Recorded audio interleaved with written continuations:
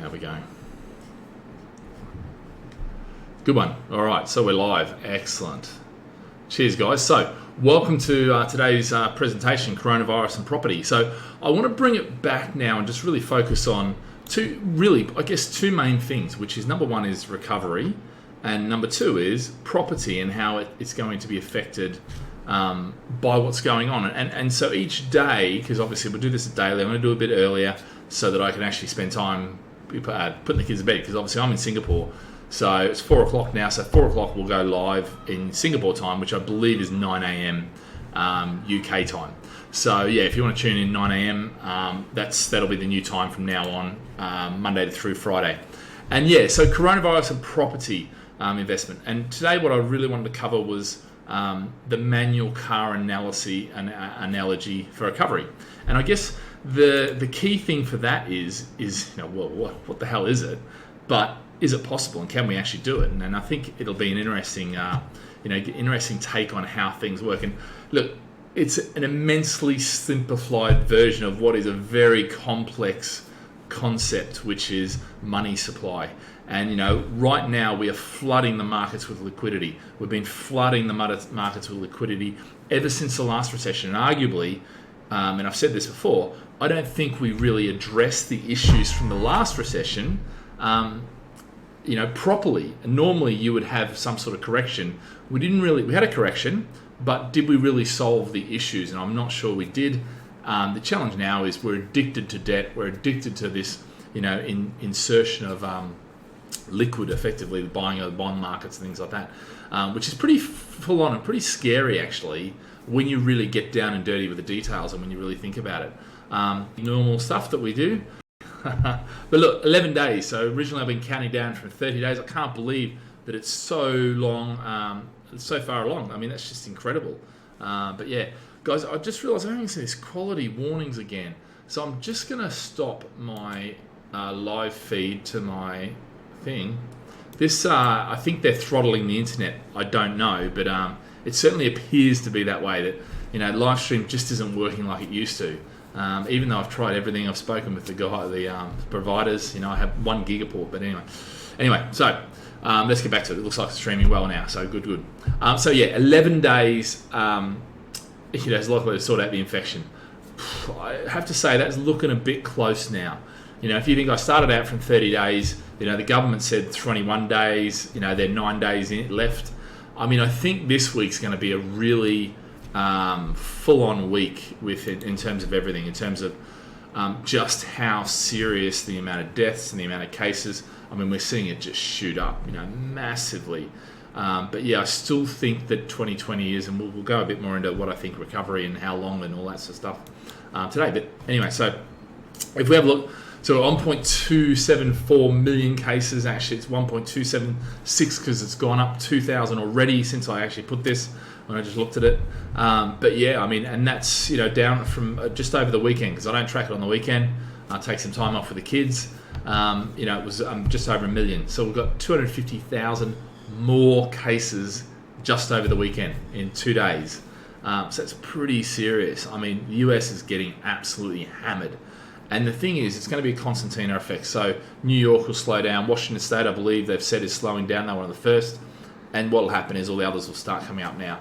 But, even this list here, I originally started off and there was 8 countries on the list. And you can see how many more. And that's over 10,000 cases. So the issue is there's over 210 countries now. They've all got to work their way through. So this ain't going away in the next weeks. This potentially is going to be a month. Most countries, however, have locked down. I mean, 2/3 of the world population is effectively locked down. Interestingly, America, there's still 7 or 9, I don't know, it depends on who you believe, states that haven't cut down and haven't locked people away and said, stay at home. They're still allowed out. They're still, and they're going down the option of, I guess, the herd mentality. Everyone gets it, 60 to 80%. Wow, it's a brave move. It's a brave move politically. Look, it might work out. It may work out economically, but it's a brave move politically. Anyway, so if we look at the recovery, so so it's 334,000 outcomes. So out of that 1.2, there's 334,000 outcomes.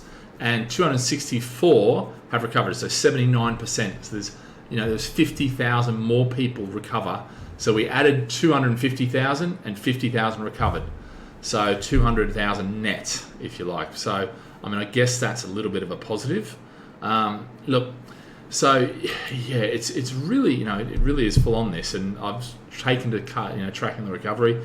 But as I said, there's just not the stats to work out the exact figures right now. But anyway, so let's talk about the impact on the UK economy. Now, first of all, I think this is really important. I think this is really important to understand the framing with which I'm talking about, because we can sit here and say what's being done now, but I think where the UK is in a very different place than most other countries. We did an act of self-harm, if you like, whether it turns out to be self-harm or it might save us. I think actually it's looking pretty damn good having done that, and that is Brexit. For many years we had political uncertainty and we had Brexit. Yeah. So what that did is that kept everything. That kept the volume of sales in, because we're talking about property now, the property market. That kept our volume of sales low. Okay. But what it also did, it kept the volume of sales low. They didn't perk up. We had like 2 months, because December was when we got some clarity, and then it started perking up, for a couple of months after that, but not really, and then it got cut away with the virus. So we haven't had this. We're already at a low base. If you think about when most times you go into a recession, what happens is you're at full use of the economy, full productivity, and everything's going and going and going.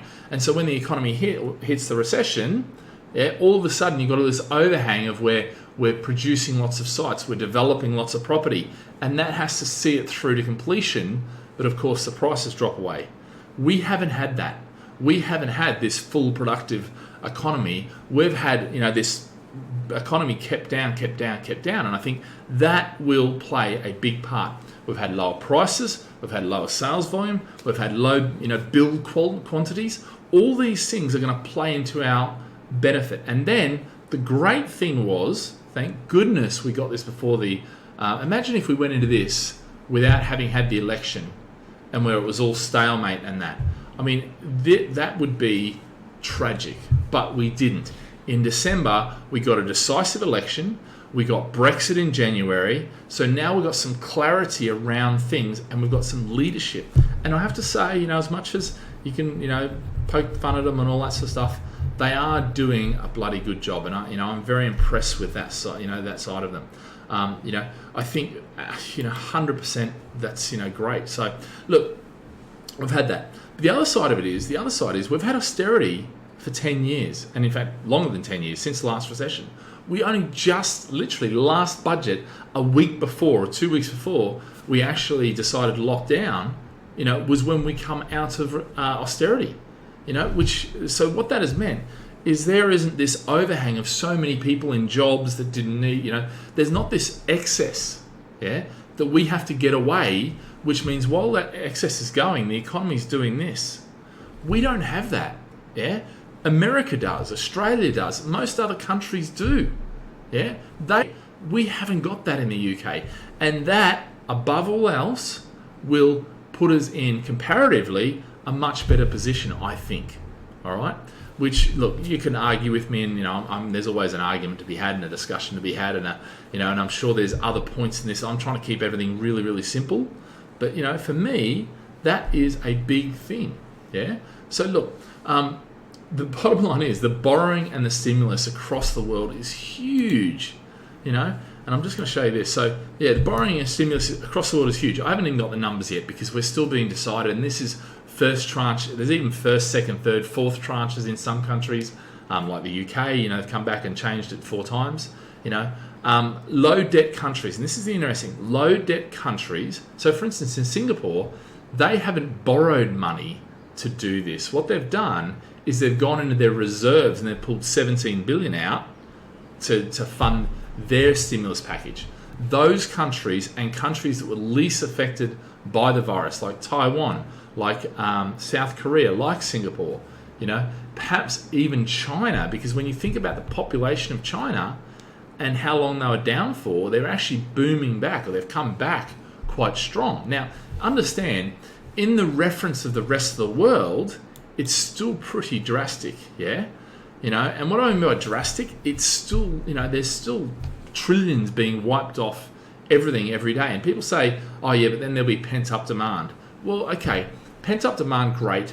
But, if you're going to go out to dinner, you're not going out to dinner twice instead of once, because now you got... The other side of it is, if your business has been hit, if your career has been hit, if your savings have been hit and you've been using those, you don't have them anymore. So you're going to be more conservative. And that's why I think it's going to take a little while longer than what a lot of people are saying to come out of this and see the growth back again.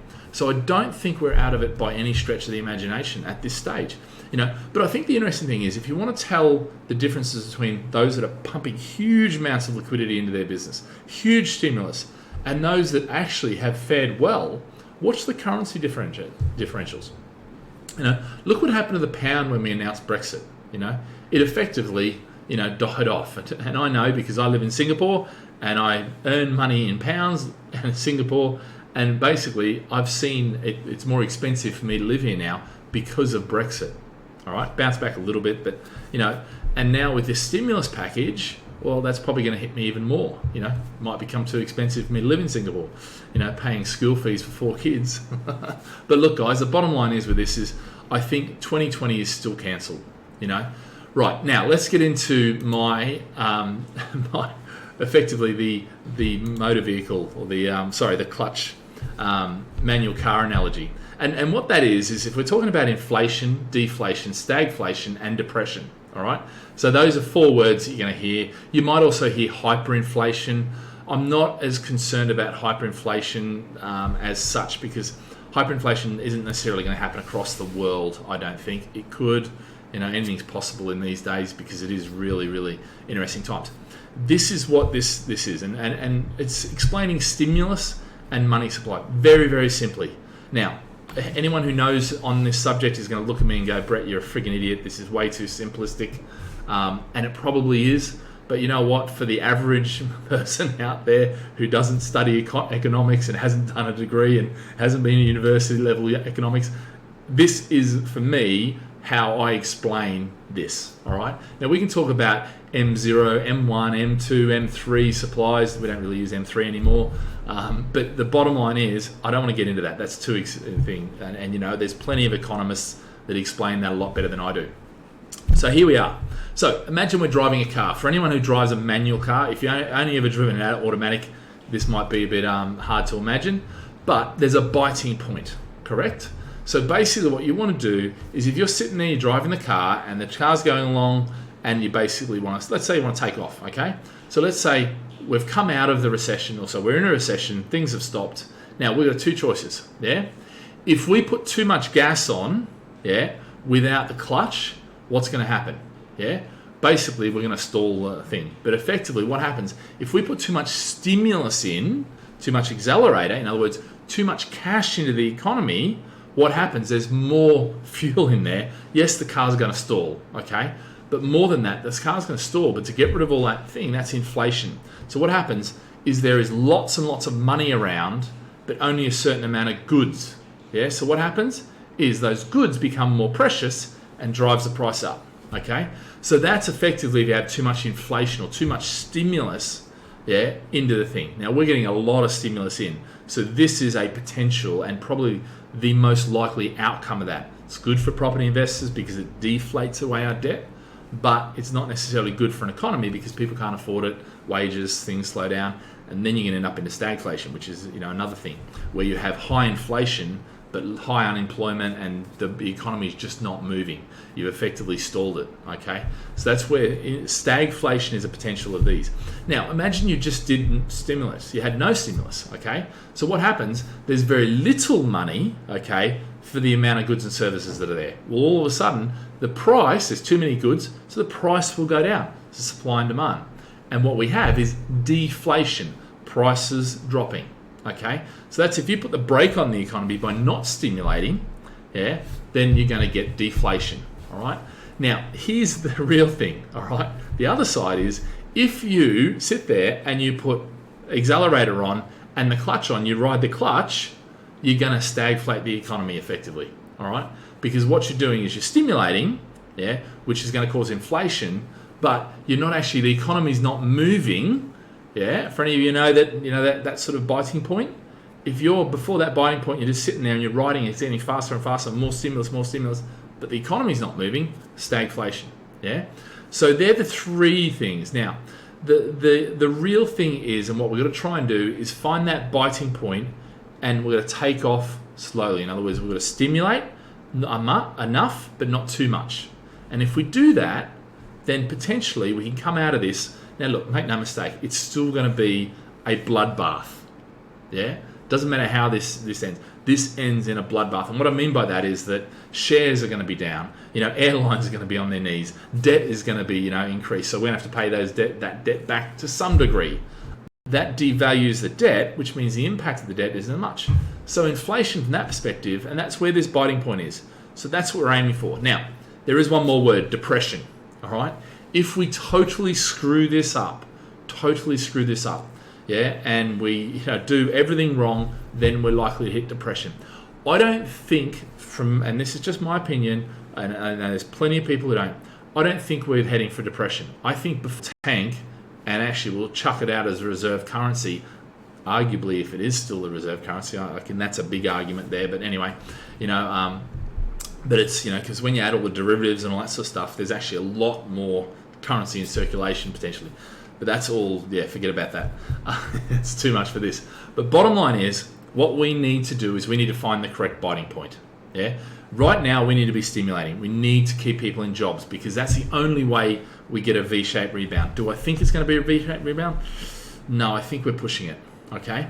So let me just explain now this. So this is effectively when are we going to come out? When can we get an idea for the, I guess, if you like, the for property investors, when are we likely to see what happens with property prices? So I think this is an important one, all right?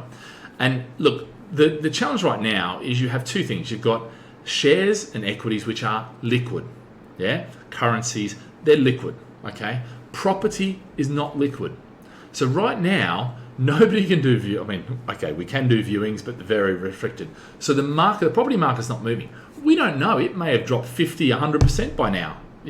We just don't know. I don't think it will have, but the reality is we don't know. It may be going up. People are reporting, people want to do viewings, people want to move, people want to do these sort of things still, So we don't know right now. And the reason I put on this side the shares and equities is because the market is more liquid, and so it's being traded right now. And so what we've seen it drop, and then the likelihood is it could drop further because, we're riding it to the bottom. We don't know where the bottom is. Nobody's picking the bottom. Interestingly, Warren Buffett just sold his airline stocks, okay? He had more than 10%, so he had to disclose it. Why? Because clearly he feels that, even after this, and I think it's a masterful move on his part, in that the challenge with the airlines now is they've got all this hugely expensive stuff, okay? This hugely expensive planes and infrastructure and things like that. But now we've all learned how to do things over video conference. So my question is, where all the profit was, or a lot of the profit, wasn't in the economy class, it was in the business class, business travelers. Now, if they've actually been in Australia, in the UK, in Spain, I've got various businesses around the place that I run via video conferencing, yeah? Which means I don't have to be there as often as I used to be before video conferencing, And it's come so far in the last 10 years that I've been, satelliting in. I live in Singapore, but we have a very small business in affect airlines. And that's one of the reasons why I think, airline stocks are 60% down, but maybe they'll be 80% down. So there could be another drop, okay? We could see that. So watch out for the second drop. And a lot of my mates in equities are saying this and, saying, yeah, watch out, don't get in yet necessarily. Maybe you want to put a bit of play in here, but no, save it. And then we get to the bottom. Once we're at the bottom, who knows? And that's where the manual car analogy depends on how we did with the biting point. Yeah. But once the markets reopen and once this lockdown goes back and we get back to normal, that's when we will start to see the property prices, and invariably they will drop. But the great thing is, because they've been so low, for so long, they may not need to, because there's not an excess of supply. There's not, there's a limited demand right now, but because of that, we may see that property prices don't drop that much in the UK. Okay, other markets I can't be so certain about, And in fact, I'm not so certain about some of the other markets. But you know what? I mean, for me, it's, you know, for the UK property market, it's looking pretty good comparative to other countries. That doesn't mean that we're not going to see 10, 20% off for people that have to sell, even 30%. I mean, we used to see 30% back in the last recession, you know, but that was for people that were desperate to sell. In our case, developers that were desperate to sell, they had to drop it by 30%. Yeah, a lot of the banks allowed them to drop it by 30%. That's not necessarily going to happen this time, I don't think. Yeah, I could be totally wrong, but my gut feel is that we were already bouncing along the bottom, and we may see that we come out of this. It may drop a little bit more, but then we're probably likely to sit along the bottom until the confidence builds back up that we're through this. Yeah, virus, we get certainty around the economy, and then what we're going to see is people, I think, come back in, and we'll be ready to come back out from that. So yeah, I mean, there's no definite dates right now. It's still so fluid, changing all the time. But you know what? It's pretty damn positive for the UK, because we've just had 3.5 years of absolute crap, yeah, which has now put us into a much better position than we would have been had we had a big boom, yeah. So anyway, guys, that's it for today. Stay safe, stay healthy, and remember, subscribe to my channel. I'm here every day. It'll be it's 4 p.m. Singapore time. Yeah, we'll chat then. All right, guys, see you later. Bye.